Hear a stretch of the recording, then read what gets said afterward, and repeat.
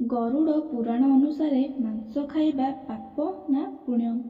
ପୌରାଣିକ କିମ୍ବଦନ୍ତୀ ଅନୁଯାୟୀ ଥରେ ଭଗବାନ ଶ୍ରୀକୃଷ୍ଣ ଗୋଟିଏ ଗଛ ତଳେ ବସି ବଂଶୀ ବଜାଇବା ବେଳେ ଏକ ହରିଣ ତାଙ୍କ ଆଡ଼କୁ ଦୌଡ଼ି ଆସି ତାଙ୍କ ପଛରେ ଲୁଚି ପଡ଼ିଲା। ସେହି ସମୟରେ ହରିଣଟି ବହୁତ ଡରିକି ଥିଲା। ଭଗବାନ ଶ୍ରୀକୃଷ୍ଣ ସେହି ହରିଣର ମୁଣ୍ଡରେ ହାତ ବୁଲାଇ କହିଲେ, "କ'ଣ ହେଲା? ତୁମେ କାହିଁକି ଲୁଚୁଛ?" ସେହି ସମୟରେ ହରିଣକୁ ଗୋଡ଼ାଇ ଗୋଡ଼ାଇ ଜଣେ ଶିକାରୀ ସେଠାରେ ପହଞ୍ଚି କହିଲା, "ଏହା ମୋର ଶିକାର, ମୋତେ ଦିଅ। ଏହା ଉପରେ ମୋର ଅଧିକାର ଅଛି।" ତାପରେ ଭଗବାନ ଶ୍ରୀକୃଷ୍ଣ କହିଥିଲେ, "ପ୍ରତ୍ୟେକ ଜୀବନ ଥିବା ଜୀବଙ୍କର ନିଜ ଉପରେ ସମ୍ପୂର୍ଣ୍ଣ ଅଧିକାର ଅଛି ନା କି ଅନ୍ୟ କାହାର?" ତାପରେ ଶିକାରୀ କ୍ରୋଧରେ କହିଲା, "ଏହା ମୋର ଶିକାର, ମୁଁ ଏହାର ମାଂସ ରୋଷେଇ କରି ଖାଇବି।" ସେତେବେଳେ ଭଗବାନ ଶ୍ରୀକୃଷ୍ଣ କହିଲେ, "କୌଣସି ଜୀବର ହତ୍ୟା କରି ତାର ମାଂସ ଭକ୍ଷଣ କରିବା, ଏହି କର୍ମ ପାପର ଶ୍ରେଣୀରେ ଯାଏ। ତୁମେ କ'ଣ ପାପର ଭାଗୀଦାର ହେବାକୁ ଚାହୁଁଛ? ମାଂସ ଭକ୍ଷଣ କରିବା ପୁଣ୍ୟ ନା ପାପ? ତୁମେ ଧର୍ମ କ'ଣ ଜାଣ ନାହିଁ କି?" ତାପରେ ଶିକାରୀ କହିଲା, "ମାଂସ ଖାଇବା ପାପ କି ପୁଣ୍ୟ ତାହା ଜାଣିବା ପାଇଁ ମୁଁ ତୁମ ପରି ଜ୍ଞାନବାନ ନୁହେଁ। କିନ୍ତୁ ମୁଁ ଜାଣେ ଯେ ପଶୁକୁ ହତ୍ୟା କରିବା କିଛି ଖରାପ ନାହିଁ। ମାଂସ ଭକ୍ଷଣ କରି ମୁଁ ଏହି ଜୀବକୁ ଜୀବନର ବନ୍ଧନରୁ ମୁକ୍ତ କରୁଛି। ତେବେ ମାଂସ ଭକ୍ଷଣ କାହିଁକି ନିଷେଧ? ଯାହା ହେଉ, ମୁଁ ତାକୁ ହତ୍ୟା କରି ନୀଚ ଯୋନିରୁ ମୁକ୍ତ ଦେଇ ମୁଁ ପୁଣ୍ୟ ହିଁ ଅର୍ଜନ କରୁଛି। ତେବେ ଏହାକୁ କାହିଁକି ନିଷେଧ କରାଯାଉଛି? ଏହାକୁ ଉତ୍ସାହିତ କରାଯିବା ଉଚିତ। ମୁଁ ଯେତେ ଶୁଣିଛି, ଶାସ୍ତ୍ରରେ ଜୀବଜନ୍ତୁଙ୍କ ହତ୍ୟା ବିଷୟରେ ମଧ୍ୟ ଉଲ୍ଲେଖ କରାଯାଇଛି। ରାଜାମାନେ ମଧ୍ୟ ଶିକାର କରୁଥିଲେ। ଏବେ ଆପଣ ମୋତେ କୁହନ୍ତୁ, ମାଂସ ଖାଇବା ପାପ ନା ପୁଣ୍ୟ?" ଭଗବାନ ଶ୍ରୀକୃଷ୍ଣ ଜାଣିପାରିଥିଲେ ଯେ ମାଂସ ଖାଇବା ହେତୁ ତାର ବୁଦ୍ଧି ସମ୍ପୂର୍ଣ୍ଣ ତାମସିକ ହୋଇଯାଇଛି ଏବଂ ସେ ଭାବିବା ଆଉ ବୁଝିବା ପାଇଁ ବୁଦ୍ଧି ମଧ୍ୟ ହରାଇଛି। ତାପରେ ଭଗବାନ ଶ୍ରୀକୃଷ୍ଣ କହିଥିଲେ ଯେ, "ପ୍ରଥମେ ମୁଁ ତୁମର ଏହି ବିଷୟରେ କୌଣସି ମତ ଦେବି ନାହିଁ।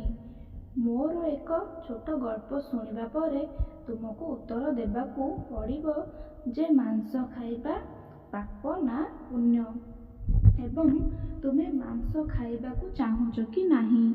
ସେହି ଶିକାରୀ ଭାବିବାକୁ ଲାଗିଲା ଯେ ମୋର ଏଥିରେ କୌଣସି କ୍ଷତି ନାହିଁ। ଏହି ଗଳ୍ପଟିକୁ ମୁଁ ନିଶ୍ଚୟ ଶୁଣିବି। ମୋର ମନୋରଞ୍ଜନ ମଧ୍ୟ ହୋଇଯିବ ଏବଂ ମୁଁ ଏହି ହରିଣର ମାଂସ ମଧ୍ୟ ପାଇଯିବି। ଭଗବାନ ଶ୍ରୀକୃଷ୍ଣ ଶିକାରୀକୁ ଗଳ୍ପ ଶୁଣାଇବା ଆରମ୍ଭ କରିଥିଲେ। ଥରେ ମଗଧ ରାଜ୍ୟରେ ଖାଦ୍ୟ ସଙ୍କଟ ଦେଖାଗଲା। ଖାଦ୍ୟ ଉତ୍ପାଦନ ମଧ୍ୟ ହ୍ରାସ ପାଇଲା। ରାଜା ଚିନ୍ତା କରିବାକୁ ଲାଗିଲେ ଯେ ଯଦି ଏହି ସମସ୍ୟାର ଶୀଘ୍ର ସମାଧାନ ନ ହୁଏ, ତେବେ ସଂରକ୍ଷିତ ଶସ୍ୟ ପାଣ୍ଠି ମଧ୍ୟ ଶେଷ ହୋଇଯିବ ଏବଂ ସଙ୍କଟ ଆହୁରି ଅଧିକା ବଢ଼ିଯିବ।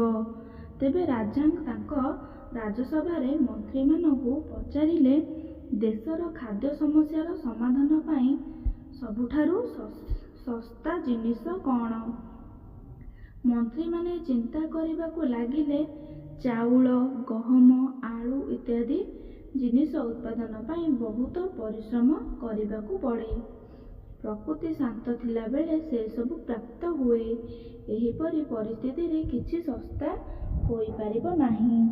ତାପରେ ଶିକାରକୁ ଭଲ ପାଉଥିବା ଜଣେ ସାମନ୍ତ ଭାବିଲେ, ଏହା ହେଉଛି ସର୍ବୋତ୍ତମ ସୁଯୋଗ। ଯେତେ ପାରିବ ସେତେ ଶିକାର ପାଇଁ ରାଜାଙ୍କ ଅନୁମତି ମିଳିଲେ କେମିତି ହୁଅନ୍ତା। ତେଣୁ ସେ ସଭାରେ କହିଲେ, "ମାଂସ ସବୁଠାରୁ ଶସ୍ତା ଖାଦ୍ୟ। ଏଥିପାଇଁ ଟଙ୍କା ଖର୍ଚ୍ଚ କରିବାକୁ ପଡ଼ିବ ନାହିଁ ଏବଂ ପୁଷ୍ଟିକର ଖାଦ୍ୟ ମଧ୍ୟ ଉପଲବ୍ଧ ହୋଇଯିବ।" ସଭାର ସମସ୍ତ ସଭ୍ୟ ଏହାକୁ ସମର୍ଥନ କଲେ, କିନ୍ତୁ ମଗଧର ମନ୍ତ୍ରୀ ଚୁପ୍ ରହିଲେ। ରାଜା ପଚାରିଲେ, ମନ୍ତ୍ରୀ ତୁମେ କ'ଣ ପାଇଁ ଚୁପ୍ ଅଛ? ଆପଣ କିଛି ଅନୁମୋଦନ କରୁନାହାନ୍ତି। ଆପଣଙ୍କର ମତ କ'ଣ? ମନ୍ତ୍ରୀ କହିଲେ, ମୁଁ ଏ କଥାରେ ବିଶ୍ୱାସ କରେ ନାହିଁ ଯେ ମାଂସ ସବୁଠାରୁ ଶସ୍ତା ପଦାର୍ଥ ଅଟେ। ତଥାପି ଆସନ୍ତାକାଲି ମୁଁ ଏହା ଉପରେ ମୋର ମତାମତ ଦେବି। ସେହିଦିନ ରାତିରେ ମନ୍ତ୍ରୀ ସେହି ସାମନ୍ତଙ୍କ ଘରକୁ ଗଲେ, ଯିଏ ଅଣଶାକାହାରୀ ଖାଦ୍ୟର ପ୍ରସ୍ତାବ ଦେଇଥିଲେ।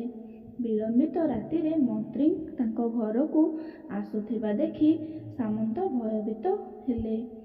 ସେ ଅନିଷ୍ଟ ହେବା ଆଶଙ୍କାରେ ଭୟରେ ଥରି ଉଠିଲେ। ମନ୍ତ୍ରୀ କହିଲେ, ଆଜି ସନ୍ଧ୍ୟାରେ ମହାରାଜ ଅସୁସ୍ଥ ହୋଇ ପଡ଼ିଛନ୍ତି। ତାଙ୍କ ଅବସ୍ଥା ଅତ୍ୟନ୍ତ ଖରାପ। ରାଜ ବୈଦ୍ୟ କହିଛନ୍ତି ଯେ ଯଦି କୌଣସି ଶକ୍ତିଶାଳୀ ଶରୀରର 2 କେଜି ମାଂସ ମିଳିବ, ତେବେ ରାଜାଙ୍କ ଶରୀର ଜୀବନ ରକ୍ଷା ହୋଇପାରିବ। ଆପଣ ମହାରାଜାଙ୍କର ସବୁଠାରୁ ବିଶ୍ୱସ୍ତ ପାତ୍ର ଅଟନ୍ତି। ସେଥିପାଇଁ ଆପଣଙ୍କର ଅପେକ୍ଷା ଆଉ କିଏ ଅଧିକ ଯୋଗ୍ୟ ହେବ? ଏଥିପାଇଁ ଆପଣ ଯାହା ମୂଲ୍ୟ ଚାହୁଁଛନ୍ତି ତାହା ମୂଲ୍ୟ ନେବେ। ଯଦି ଆପଣ କହିବେ, ଏଥିପାଇଁ ମୁଁ ଆପଣଙ୍କୁ 1 ଲକ୍ଷ ସୁନା ମୁଦ୍ରା ମଧ୍ୟ ଦେଇପାରେ। ଆପଣ ଏକ ବଡ଼ ସମ୍ପତ୍ତି ମଧ୍ୟ ମାଗିପାରିବେ। କେବଳ ତୁମର ଇଚ୍ଛା କୁହ, ମୁଁ ଆପଣଙ୍କର ହୃଦୟକୁ ଖଣ୍ଡା ଦ୍ୱାରା ଚିରିଦେବି, ଆଉ କେବଳ 2 କେଜି ମାଂସ ବାହାର କରିବି। ଏହା ଶୁଣିବା ପରେ ସାମନ୍ତଙ୍କ ଚେହେରା ଫିକା ପଡ଼ିଗଲା। ସେ ଭାବିବାକୁ ଲାଗିଲେ, ଯେତେବେଳେ ଜୀବନ ହିଁ ରହିବ ନାହିଁ, ତେବେ ମୁଁ 1 ଲକ୍ଷ ସୁନା ମୁଦ୍ରା ସହିତ କ'ଣ କରିବି ଏବଂ ବଡ଼ ସମ୍ପତ୍ତିର ବ୍ୟବହାର କ'ଣ ହେବ? ସେ ସଙ୍ଗେ ସଙ୍ଗେ ଭିତରକୁ ଦୌଡ଼ିଯାଇ ତାଙ୍କ ସିନ୍ଦୁକରୁ 1 ଲକ୍ଷ ସୁନା ମୁଦ୍ରା ଆଣିଲେ। ମୁଦ୍ରା ଦେଇ ସେ ମନ୍ତ୍ରୀଙ୍କ ପାଦ ଧରିଥିଲେ ଏବଂ ନିବେଦନ କରି କହିଲେ, ମନ୍ତ୍ରୀ, ମୁଁ ମୋର 1 ଲକ୍ଷ ମୁଦ୍ରାକୁ ଆପଣଙ୍କ 1 ଲକ୍ଷ ମୁଦ୍ରାରେ ଯୋଡ଼ୁଛି। ଏହି ମୁଦ୍ରାଗୁଡ଼ିକ ସହିତ ଆପଣ ଅନ୍ୟ କେଉଁ ସାମନ୍ତଙ୍କର ହୃଦୟର ମାଂସ କିଣିପାରିବେ, କିନ୍ତୁ ମୋତେ ଛାଡ଼ି ଦିଅନ୍ତୁ। ଏହି ବିଷୟ ଅନ୍ୟ କାହାକୁ ଜଣାନ୍ତୁ। ମୁଁ ଆପଣଙ୍କୁ ହାତ ଯୋଡ଼ି ଅନୁରୋଧ କରୁଛି। ମନ୍ତ୍ରୀ ଏସବୁ ବୁଝି ସାରିଥିଲେ। ମନ୍ତ୍ରୀ ସାମନ୍ତଙ୍କୁ ଆଉ କିଛି ମାନସିକ ଯନ୍ତ୍ରଣା ଦେବାକୁ ଚାହୁଁଥିଲେ। ମନ୍ତ୍ରୀ ଆହୁରି ମଧ୍ୟ କହିଲେ ଯେ, ସାମନ୍ତ, ଆପଣ ଶାରୀରିକ ଭାବରେ ଶକ୍ତିଶାଳୀ। ଆପଣଙ୍କର ଶାରୀରିକ ଗଠନ ମହାରାଜାଙ୍କ ପରି। ସେଥିପାଇଁ ରାଜବୈଦ୍ୟ ବିଶେଷ ଭାବରେ ଆପଣଙ୍କର ନାମ ନେଇଛନ୍ତି। ଆପଣଙ୍କର ଦାନ ଆମ ରାଜାଙ୍କର ଜୀବନ ରକ୍ଷା ହୋଇପାରିବ। ଯଦି ଆପଣ କୁହନ୍ତି, ମୁଁ ଆପଣଙ୍କୁ ମନ୍ତ୍ରୀ ପଦ ଦେବା ପାଇଁ ମଧ୍ୟ ପ୍ରସ୍ତୁତ ଅଛି ଏବଂ ମୁଁ ନିଜେ ଆପଣଙ୍କର ସେବକ ହୋଇ ରହିବି। ସେ ମନ୍ତ୍ରୀଙ୍କ ପାଦ ତଳେ ପଡ଼ି ଅନୁରୋଧ କରି କହିଲେ, ମୁଁ ଏଥିପାଇଁ ଯୋଗ୍ୟ ନୁହେଁ। ଯେତେବେଳେ ଜୀବ ନାହିଁ, ବାକି ରହିବ ନାହିଁ, ତେବେ ମୁଁ ମନ୍ତ୍ରୀପଦ କିମ୍ବା ରାଜାଙ୍କ ସିଂହାସନ ପାଇକି ମୁଁ ସେସବୁ କ'ଣ କରିବି? ଯଦି ଆପଣ ଚାହାନ୍ତି, ସବୁ କିଛି ନେଇଯାଆନ୍ତୁ, କିନ୍ତୁ ମୋ ଜୀବନ ନିଅନ୍ତୁ ନାହିଁ। ମୁଁ ମୋର ଏହି ଘର ଆଉ ସମସ୍ତ ସମ୍ପତ୍ତି ଆପଣଙ୍କୁ ଦଉଛି। ଗୋଟିଏ ରାତ୍ରିରେ ରାଜ୍ୟ ଛାଡ଼ି ପଳାଇ ଯିବି। ଏହା କହି ସେ ଘୋଡ଼ା ଦୌଡ଼ିଗଲେ ଏବଂ ସେ ଘୋଡ଼ା ଉପରେ ବସିବା ମାତ୍ରେ ଏକ ସ୍ୱର ଆସିଲା ଯେ, ଆପଣ ତ ଚାଲି ଯାଉଛନ୍ତି, କିନ୍ତୁ ଆପଣଙ୍କର ପରିବାରକୁ ଛାଡ଼ି ଯାଉଛନ୍ତି। ସାମନ୍ତ କହୁଛନ୍ତି, ମୋ ଜୀବନଠାରୁ ଅଧିକ ପ୍ରିୟ କିଛି ନୁହେଁ। ଯେତେବେଳେ ଜୀବ ନାହିଁ ନଥିବ, ସେତେବେଳେ ମୁଁ ପରିବାରର କ'ଣ କରିବି? ଯଦି ଜୀବନ ରହିବ, ମୁଁ ଏହିପରି ଖୁସି ରହିଯିବି। ଏହା କହି ସେ ଘୋଡ଼ାରେ ଦୌଡ଼ି ଧରିଥିଲେ। ତାପରେ ମନ୍ତ୍ରୀ ସାମନ୍ତକୁ କହିଲେ, ପଳାଇବାର କୌଣସି ଆବଶ୍ୟକତା ନାହିଁ। ଆପଣ ଆରାମରେ ଘରେ ରୁହନ୍ତୁ। ମୁଁ ଅନ୍ୟ ସାମନ୍ତଙ୍କ ଘରକୁ ଯାଉଛି। ଏହା କହି ମନ୍ତ୍ରୀ ସେଠାରୁ ଚାଲିଗଲେ। ମନ୍ତ୍ରୀଙ୍କ ଯିବା ପରେ ସାମନ୍ତଙ୍କ ଭିତରେ ଜୀବନ ଆସିଥିଲା। କିନ୍ତୁ ଅସ୍ଥିରତା ରହିଲା। ତାଙ୍କୁ ରାତିସାରା ନିଦ ବି ହେଲା ନାହିଁ। ମୁଦ୍ରା ନେଇ ମନ୍ତ୍ରୀ ଗୋଟିଏ ପରେ ଗୋଟିଏ ସାମନ୍ତଙ୍କ ଘରକୁ ଗଲେ ଏବଂ ରାଜାଙ୍କ ପାଇଁ 2 କେଜି ମାଂସ ମାଗିଲେ, କିନ୍ତୁ ଦେବାକୁ କେହି ରାଜି ହେଲେ ନାହିଁ। ସମସ୍ତେ ତାଙ୍କ ସୁରକ୍ଷା ପାଇଁ 1 ଲକ୍ଷ ଏବଂ କିଛି 2 ଲକ୍ଷ ସୁନା ମୁଦ୍ରା ଭେଟି ଦେବାକୁ କହିଲେ। ଏହିପରି ମନ୍ତ୍ରୀ ଗୋଟିଏ ରାତିରେ ଲକ୍ଷ ଲକ୍ଷ ସୁନା ମୁଦ୍ରା ସଂଗ୍ରହ କରିଥିଲେ। ତାପରେ ସକାଳ ହେବା ପୂର୍ବରୁ ହିଁ ମନ୍ତ୍ରୀ ତାଙ୍କ ମହଲରେ ପହଞ୍ଚି ଯାଇଥିଲେ। ପରଦିନ ସମସ୍ତ ସାମନ୍ତ ସମୟ ପୂର୍ବରୁ ରାଜସଭାରେ ପହଞ୍ଚି ଯାଇଥିଲେ। ସମସ୍ତେ ଜାଣିବାକୁ ଚାହୁଁଥିଲେ ଯେ ରାଜା ସୁସ୍ଥ ଅଛନ୍ତି କି ନାହିଁ, କିନ୍ତୁ କେହି ଏହାର ରହସ୍ୟ କାହାକୁ ପ୍ରକାଶ କରିନଥିଲେ। ସମସ୍ତେ ରାଜବୈଦ୍ୟଙ୍କୁ ଖୋଜୁଥିଲେ। କେବଳ ତାଙ୍କଠାରୁ ହିଁ ସେମାନେ ରାଜାଙ୍କ ବିଷୟରେ କିଛି ସୂଚନା ପାଇପାରିବେ। ମନ୍ତ୍ରୀ ସୈନିକ ମାନଙ୍କୁ ନିର୍ଦ୍ଦେଶ ଦେଇଥିଲେ ଯେ ପର୍ଯ୍ୟନ୍ତ ମହାରାଜ ରାଜସଭାକୁ ନ ଆସିଥିବେ ସେ ପର୍ଯ୍ୟନ୍ତ କୌଣସି ସାମନ୍ତଙ୍କୁ ରାଜପ୍ରସାଦରୁ ବାହାରିବାକୁ ଅନୁମତି ଦିଆଯିବ ନାହିଁ। ରାଜା ନିଜ ସାଧାରଣ ଗତିରେ ରାଜସଭାକୁ ଆସି ତାଙ୍କ ସିଂହାସନରେ ବସିଲେ। ସମସ୍ତ ସାମନ୍ତମାନେ ଦେଖିଲେ ଯେ ରାଜା ସମ୍ପୂର୍ଣ୍ଣ ସୁସ୍ଥ ଅଛନ୍ତି। ମନ୍ତ୍ରୀ ତାଙ୍କୁ ମିଛ କହିଥିଲେ। ଏହି ଚିନ୍ତାଧାରା ପ୍ରତ୍ୟେକ ସାମନ୍ତଙ୍କ ମନରେ ଚାଲିଥିଲା, କିନ୍ତୁ କେହି କାହାକୁ କିଛି କହୁନଥିଲେ। ସେହି ସମୟରେ ମନ୍ତ୍ରୀ 40 ଲକ୍ଷ ସୁନା ମୁଦ୍ରା ରାଜାଙ୍କ ଆଗରେ ରଖିଲେ। ରାଜା ପଚାରିଲେ, ଏହି ସୁନା ମୁଦ୍ରା କାହା ପାଇଁ ଏବଂ କେଉଁଠାରୁ ଆସିଛି? ମନ୍ତ୍ରୀ କହିଲେ, 2 କେଜି ମାଂସ ପାଇଁ ଏତେ ଟଙ୍କା ସଂଗ୍ରହ କରାଯାଇଛି, କିନ୍ତୁ ମାଂସ ମିଳିଲା ନାହିଁ। ନିଜର ଜୀବନ ବଞ୍ଚାଇବା ପାଇଁ ସାମନ୍ତମାନେ ଏହି ସ୍ୱର୍ଣ୍ଣ ମୁଦ୍ରା ଦେଇଛନ୍ତି। ବର୍ତ୍ତମାନ ଆପଣ ଭାବନ୍ତୁ ମାଂସ କେତେ ଶସ୍ତା। ରାଜା ଏହି କଥା ଠିକ୍ ଭାବରେ ବୁଝିପାରିଥିଲେ। ସେ ପ୍ରଜାଙ୍କୁ କଠିନ ପରିଶ୍ରମ କରିବାକୁ ଅନୁରୋଧ କରିଥିଲେ।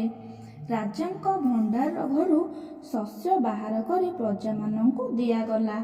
ସେ ତୁରନ୍ତ ପୁଷ୍ଟିକର ପନିପରିବା ଚାଷ କରିବାକୁ ନିର୍ଦ୍ଦେଶ ଦେଲେ।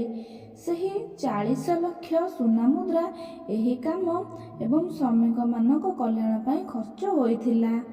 ଏହିପରି ସବୁଜ ପନିପରିବା ଚାଷ ଦ୍ରୁତ ଗତିରେ ବଢ଼ିଲା, ଯେଉଁଥିରେ ପ୍ରଜାଙ୍କ ପାଇଁ ପୁଷ୍ଟିକର ଖାଦ୍ୟ ମିଳିଲା ଓ ପ୍ରଜାଙ୍କର କଲ୍ୟାଣ ମଧ୍ୟ ହୋଇଥିଲା। କିଛି ଦିନ ପରେ ପାଗ ଅନୁକୂଳ ହେଲା ଏବଂ ଚାଷ ବୃଦ୍ଧି ପାଇଲା। ଏହିପରି ରାଜ୍ୟରୁ ଖାଦ୍ୟ ସଙ୍କଟ ହଟିଲା। ଶ୍ରୀକୃଷ୍ଣଙ୍କଠାରୁ ଏହି ଜ୍ଞାନ ପାଇବା ପରେ ଶିକାରୀ ସିଦ୍ଧ ହେଲା ଏବଂ ତାକୁ ଜ୍ଞାନର ପ୍ରାପ୍ତି ହେଲା।